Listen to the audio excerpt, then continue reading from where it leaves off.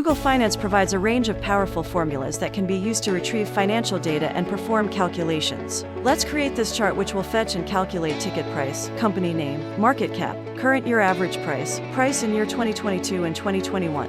First, populate your table with symbol. In the price column, just use the formula equals GOOGLEFINANCE parenthesis A2 parenthesis, where A2 is the location of the symbol. Similarly, for company name, use the formula equals GOOGLEFINANCE parenthesis A2, name parenthesis. For market cap, use the formula equals GOOGLEFINANCE parenthesis A2, market cap parenthesis. For 2023, use the formula equals index 2 parenthesis. Similarly, change the from 2023 to 2022 and 2021 to G the price for those years into new columns. You can also slicer to create filters. Please explore the Google Finance for more uses. Google Finance formulas offer a convenient way to access financial data and perform calculations within Google Sheets.